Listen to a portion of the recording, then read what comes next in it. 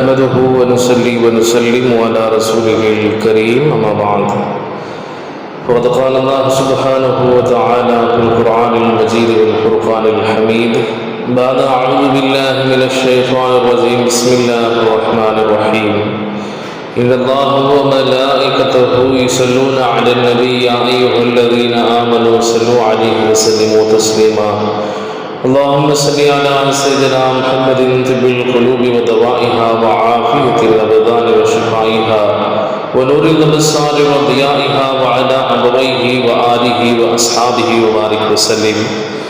وقال أيضا هو الذي خلقكم من نفس واحدة وجعل منها زوجها ليسكن إليها. وقال رسول الله صلى الله عليه وسلم إنك لن تنفق نفقة تبتغي بها وجه الله إلا أجرت عليها حتى ما تجعل فم امرأتك. அல்லாஹ்வுடைய நல்லடியார்களே, அல்லாஹ்வுடைய மாபெரும் கிருபை அவன் நம்மை முஃமினாகவும் முஸ்லிமாகவும் படைத்து குறிப்பாக கண்மணி நாயகம் ரசூலுல்லாஹி ஸல்லல்லாஹு அலைஹி வஸல்லம் அவர்களுடைய உம்மத்திலே அல்லாஹ் நம் அனைவரையும் ஆக்கியிருக்கிறான். அல்ஹம்துலில்லாஹ். வாழ்க்கை என்பதை அல்லாஹ் ஒரு நியமத்தாக கொடுத்திருக்கிறான். அதிலும் குறிப்பாக திருமண வாழ்க்கையை பற்றி சொல்கிற போது ஸல்லல்லாஹு அலைஹி வஸல்லம் அவர்களும் அல்லாஹ்வும் நிறைய இடங்களிலே அதை பற்றி பெருமைகளை சொல்லி காட்டியிருக்கிறார்கள். ஒரு மனிதன் திருமணம் செய்கிற போது அவனுக்குண்டான நிம்மதியை அல்லாஹ் அந்த திருமணத்தின் மூலமாக கொடுக்கிறேன் என்று சொல்கிறான். அது மட்டுமல்லாது ஸல்லல்லாஹு அலைஹி வஸல்லம் அவர்கள் திருமணத்தை பற்றி சொல்கிற போது அந்நிகாஹு மின் சுன்னதி, திருமணம் எனது வழிமுறை என்று சொன்னார்கள்.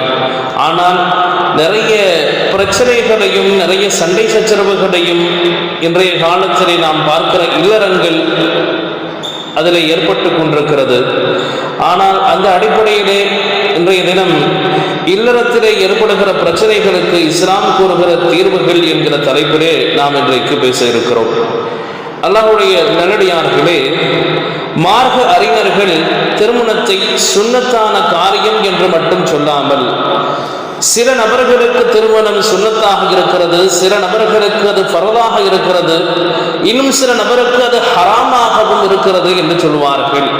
அந்த அடிப்படையிலே சுன்னத்து என்பதை யாருக்கு என்று சொன்னால், தன்னுடைய வாழ்வாதாரத்திலே நல்ல முறையிலே ஒரு நடுநிலையிலே இருக்கக்கூடிய ஒரு முஃமினான ஒரு முஸ்லிமான நபர் தன்னுடைய அல்லாஹ்வினுடைய கடமைகளை எல்லாம் சரியான முறையிலே அவர் நிறைவேற்றுகிறார். திருமணம் செய்யவில்லை என்றாலும் அவருக்கு தன்னுடைய வாழ்க்கையிலே எந்த பிரச்சனையும் ஏற்படாது என்கிற ஒரு நல்ல மனிதருக்கு திருமணம் சுன்னத்தாக இருக்கிறது என்று சொல்வார்கள். அதே திருமணம் ஒரு மனிதன் பெரும் பாவியாக இருக்கிறான், அவன் திருமணம் செய்தால் தன்னுடைய மனைவிக்கு அதிகமான அநியாயங்களை செய்வான் என்கிற சூழ்நிலையில் அந்த திருமணத்தை அந்த மனிதன் செய்வது ஹராமாக இருக்கிறது.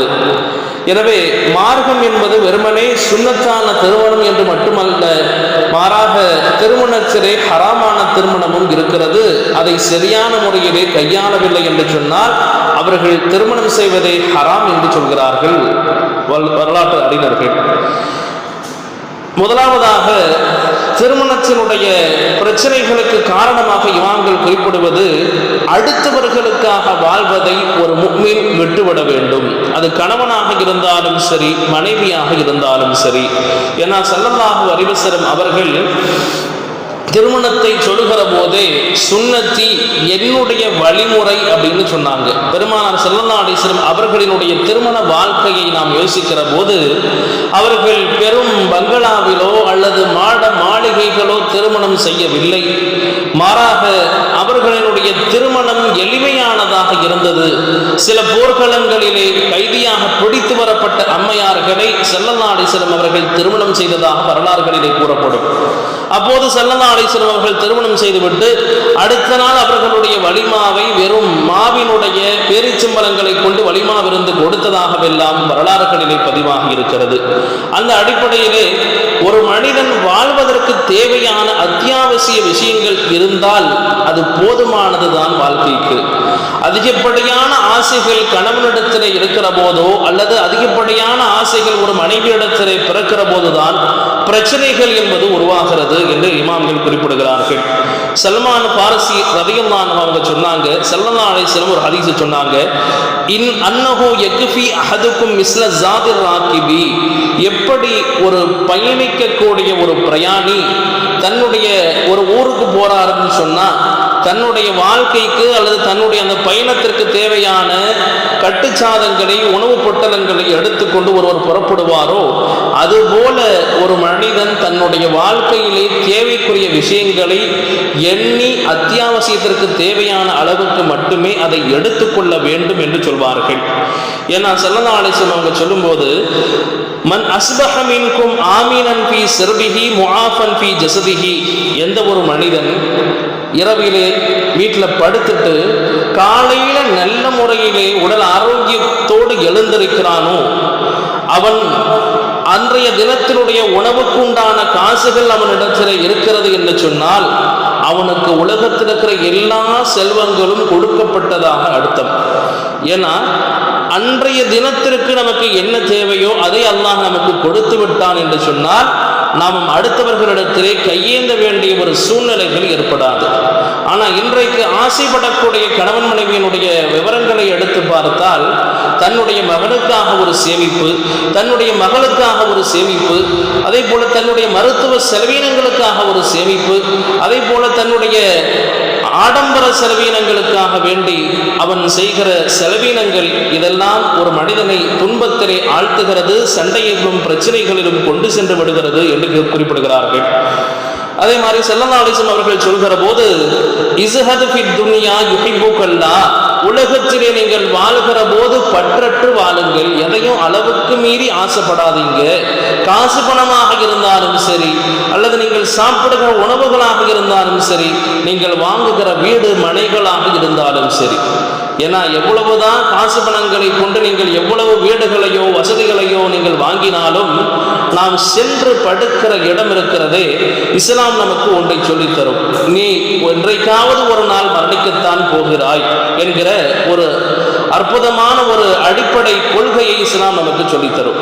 அந்த அடிப்படையிலே நாம் வாழ்வதற்கென்று ஒரு வீடு இருந்து விட்டால் போதுமானது, அன்றைய நாளுக்கு தேவையான உணவுகள் இருந்து விட்டால் நமக்கு போதுமானது, அத்தியாவசியத்திற்காக வேண்டி நமக்கு செலவினங்களுக்காக வேண்டி பிறரிடத்திலே கையேந்தாத வாழ்க்கை நமக்கு இருந்தால் போதுமானது என்கிற ஒரு எண்ணம் கணவன் மனைவி இருவரிடத்திலேயும் இருக்கும் என்று சொன்னால் அவர்களிடத்திலே சண்டைகளோ அல்லது பிரச்சனைகளோ வராது என்று இமாம்கள் குறிப்பிடுகிறார்கள். அபூ ஹுரைரா ரலியல்லாஹு அன்ஹு சொன்னாங்க, ஸல்லல்லாஹு அலைஹி வஸல்லம் அவர்கள் சொல்வதாக புகாரியிலேயும் முஸ்லிமிலேயும் பதிவு செய்யப்பட்ட ஹதீஸ். ஸல்லல்லாஹு அலைஹி வஸல்லம் சொன்னாங்க, உன்துரு இலா மன் ஹுவ அஸ்வல மின்கும், உங்களுக்கு கீழே இருக்கிறவங்களை நீங்க பார்த்து சந்தோஷப்படுங்க. ஏன்னா அல்லாஹ் அப்போதுதான் உங்களை எப்படி உயர்த்தி வைத்திருக்கிறான் என்பது உங்களுக்கு புரியும்.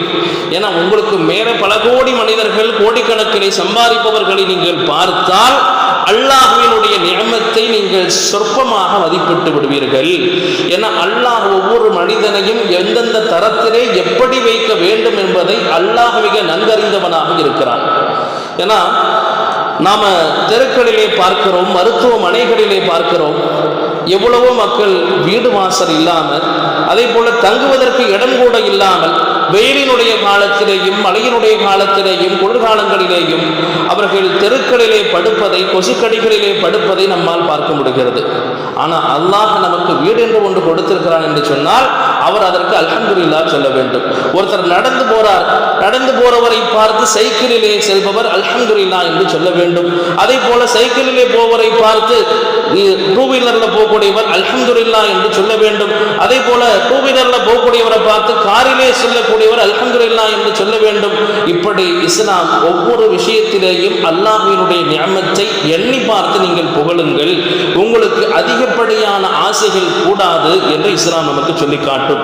எந்த அளவுக்கு சொல்வாங்கன்னா, அல்லாஹ் எதை நமக்கு நாடி இருக்கின்றானோ அதுதான் ஒரு முஃமினானவர்களுக்கும் ஆணாக இருந்தாலும் பெண்ணாக இருந்தாலும் அதுதான் நடக்கும் வாழ்க்கையில. அந்த அடிப்படையில் சொல்றாங்க, ஒரு முஃமின் எப்படி தெரியுமா சொல்ல வேண்டும்? யா ரப்பி இன் அத்தைத்தனி கபில்து, நீ எனக்கு கொடுத்தையா நான் அல்ஹம்துலில்லாஹ் நான் ஏத்துக்கிறேன். அது கணவனாக இருந்தாலும் சரி, மனைவியாக இருந்தாலும் சரி, எது கிடைக்கிறதோ அது அல்ஹம்துலில்லாஹ் என்று நான் ஏற்றுக்கொள்கிறேன் என்று அல்லாஹ்விடத்திலே நாம் சொல்ல வேண்டும். வைன் மனஅத்தனி, அப்படி எனக்கு கொடுக்கலையா, ஏன்னா கணவன் மனைவியினுடைய வாழ்க்கை இருக்கிறது, அவர்களுக்கு சில சமயத்தில் செல்வங்கள் கிடைக்கலாம், சில சமயங்களிலே செல்வம் இல்லாமல் வறுமையினுடைய சூழ்நிலைகள் ஏற்படலாம். அப்படி வறுமை ஏற்படுகிறதா, அப்போதும் நீங்கள் ரதீது, யா அல்லாஹ் நீ என்ன நிலைமையில என்ன வச்சிருக்கிறையோ அல்ஹம்துலில்லாஹ் என்பதை நாம் சொல்ல வேண்டும். வைன் தரக்தனி, அப்படி நீ எனக்கு கொடுக்காம நீ விட்டு விட்டாலும் அபத்து, நான் உன்னை வணங்க கடமைப்பட்டிருக்கிறேன். ஏன்னா நாம் தெருக்களிலே பார்க்கிறோம், உடல் ஊனமுற்றவர்கள் எவ்வளவு பேர் இருக்கிறாங்க. அப்ப நம்மளை அல்லாஹ் ஆஃபியத்தாக ஆரோக்கியமாக வைத்தாலே கணவன் மனைவி இருவரும் அல்லாஹ்வுக்கு நன்றி செலுத்த கடமைப்பட்டவர்கள் என்று கிதாபில் பதிவு செய்யறாங்க. அதே போல அஜபத்து, ஆரோக்கியமான நிலையில என்ன வச்சிருக்கிற யா அல்லாஹ், என்ன நீ எப்ப கூப்பிட்டாலும் நான் உன்னிடத்தில் வருவதற்கு தயாராக இருக்கிறேன். ஏன்னா இதெல்லாம் எதை சொல்லி காட்டுகிறது என்றால், ஒரு முஃமின் இந்த உலகத்திலே வாழ்வதற்கு எது அத்தியாவசியமோ அதை மட்டுமே ஆசிக்க வேண்டும். அதிகப்படியான வீண்விரயமான விஷயங்களில் ஆசைப்படக்கூடாது என்பதை சொல்வார்கள்.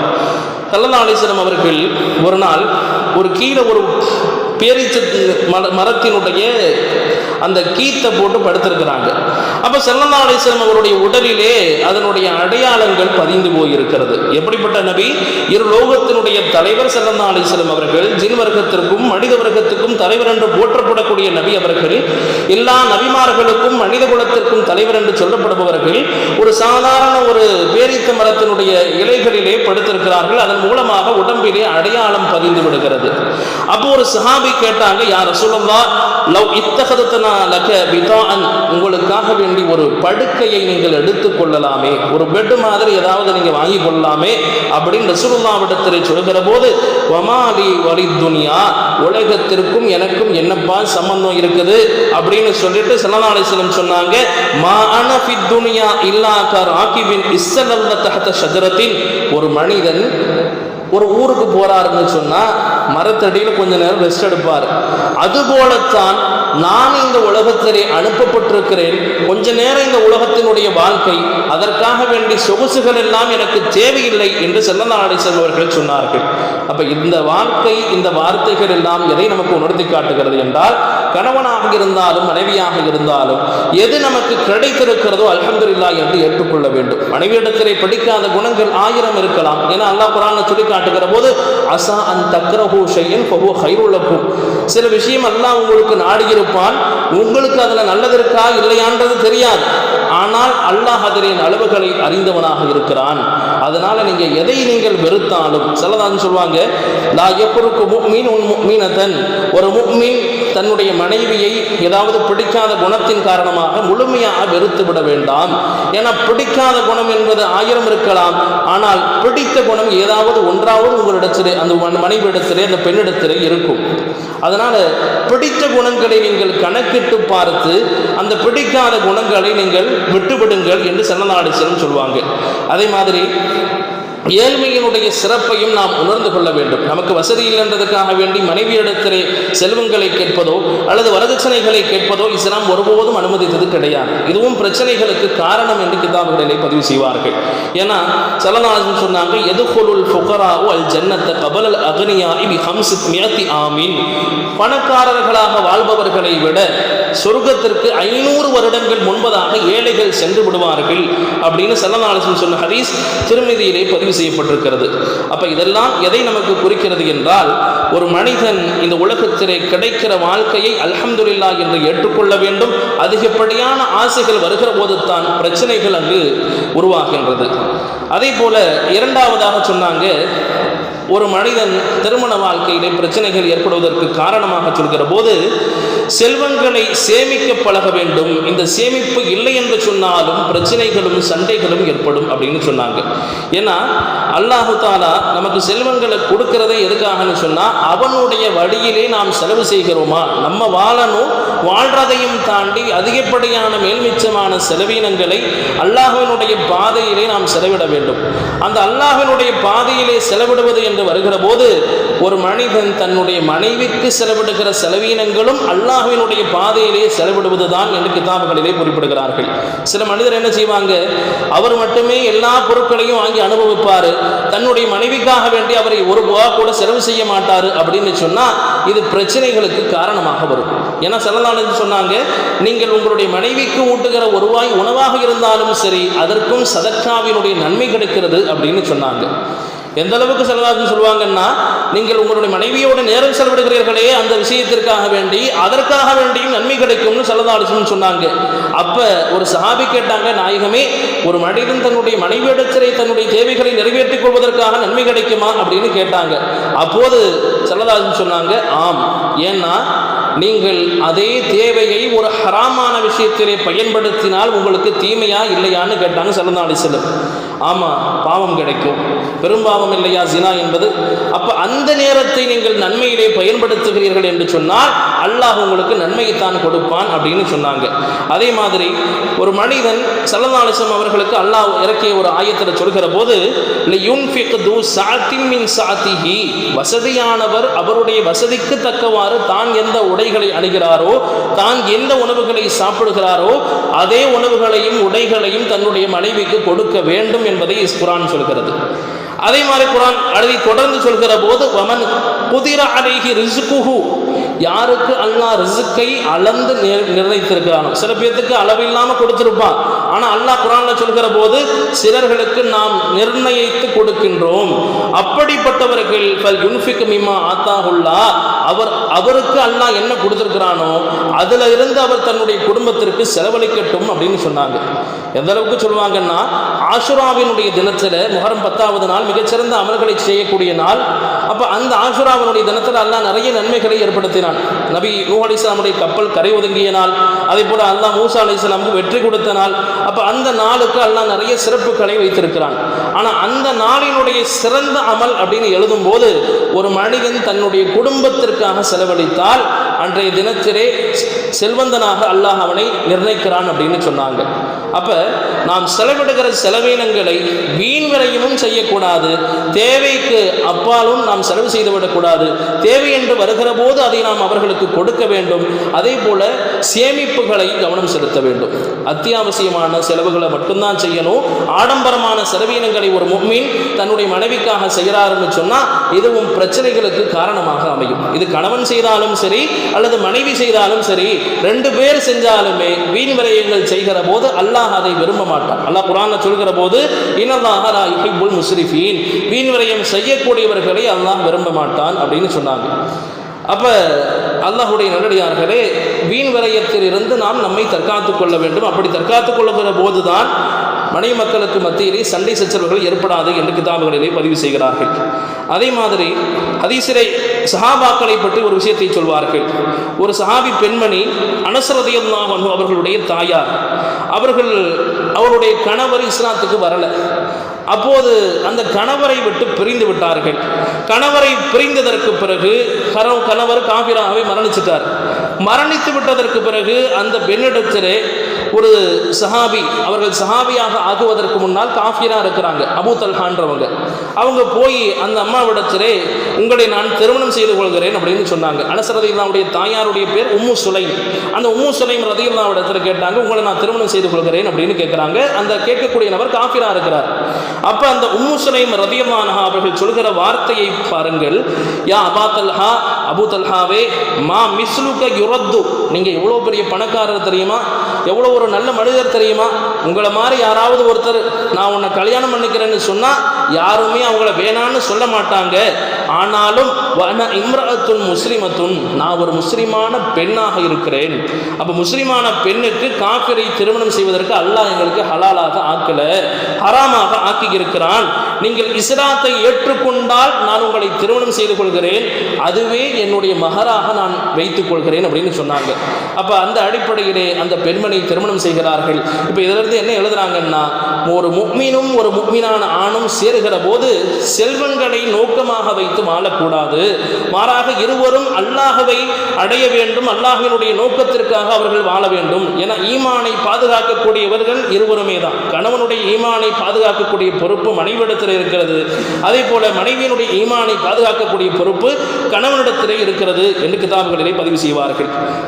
அதே போல அடுத்ததாக சொல்றாங்க, ஒரு மனிதன் சண்டை சிற்றவர்களுக்காக காரணங்களிலே மிக கடைசியாக அவங்க குறிப்பிடுறது என்னன்னா, ஒரு மனிதன் தன்னுடைய மனைவியை தலாக் என்கிற வார்த்தையையோ அல்லது நான் வேறு ஒரு பெண்ணை நான் திருமணம் செய்து கொள்வேன் என்கிற வார்த்தைகளையோ வைத்து பயமுறுத்தி காட்டக்கூடாது.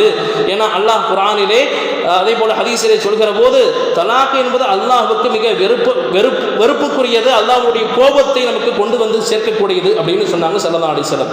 இன்ன அபகலல் ஹலாரி இலல்லாஹி அத்தலாக், ஹலாலான விஷயங்கள் 1000 இருக்கலாம். ஹலால் அப்படின்னாலே அனுமதிக்கப்பட்டதுன்னு அர்த்தம். ஆனால் அந்த ஹலாலான விஷயத்திலே அல்லாஹ்வுடைய அர்ஷை நடுங்க வைக்கக்கூடியதும் அல்லாஹ்வுக்கு மிகவும் கோபத்தை உண்டாக்கக்கூடியதும் தலாக் அப்படின்னு சொன்னாங்க ஸல்லல்லாஹு அலைஹி வஸல்லம். அப்போ அந்த அடிப்படையில் ஒரு மனிதன் தன்னுடைய மனைவியோடு வாழ்கிற போது நான் வேறொரு பெண்ணை திருமணம் செய்து கொள்வேன் அல்லது உன்னை நான் விட்டுவிடுவேன் என்று சொல்லக்கூடாது. அப்படி சொல்வதனால் சண்டைகளும் பிரச்சனைகளும் ஏற்படுகிறது என்று கிதாபுகளிலே பதிவு செய்கிறார்கள். எனவே ஸல்லல்லாஹு அலைஹி வஸல்லம் வாழ்க்கையை பாருங்கள். உம்மு சலமா ரலியல்லாஹு அன்ஹாவிடத்தில் இருந்து ஒரு பாத்திரம் கொடுக்கப்படுகிறது. ஸல்லல்லாஹு அலைஹி வஸல்லம் ஆயிஷா ரலியல்லாஹு வீட்டில் உட்கார்ந்துருக்கிறாங்க. அந்த பாத்திரத்தை கொடுத்து திருப்பி அனுப்பும்போது அப்போ பாத்திரம் கீழே விழுந்து உடைஞ்சிருது. ஸல்லல்லாஹு அலைஹி வஸல்லம் என்ன செஞ்சாங்கன்னா, தன்னுடைய கைகளால் அந்த உடைந்த பாத்திரத்தை எடுத்து வீட்டுக்குள்ளே வச்சுட்டு ஒரு நல்ல பாத்திரத்தை எடுத்து திருப்பி கொடுங்கன்னு சொல்கிறாங்க. அப்போ இதை வைத்து எழுதுகிறார்கள், ஒரு பாத்திரம் உடைந்து விட்டால் ஒரு மனைவியினுடைய உள்ளம் நோகும் இல்லையா, அதை கூட பெருமானார் ஸல்லல்லாஹு அலைஹி வஸல்லம் அவர்கள் விரும்பவில்லை. அப்போ அந்த அடிப்படையிலே ஒரு மனிதன் அன்போடு ஒரு மனைவியிடத்திலே நடந்து கொள்ள வேண்டும் என்பதை இமாம்கள் குறிப்பிட்டு காட்டுகிறார்கள். எனவே எதையெல்லாம் நாம் கேட்டோமோ அந்த அடிப்படையிலே நம்முடைய வாழ்க்கையை அல்லாஹ் அமைத்து தருவானாக. வாஃபிர் தஅவானா அல்ஹம்துலில்லாஹ். அஸ்ஸலாமு அலைக்கும் வரஹ்மத்துல்லாஹி வபரகாத்துஹு.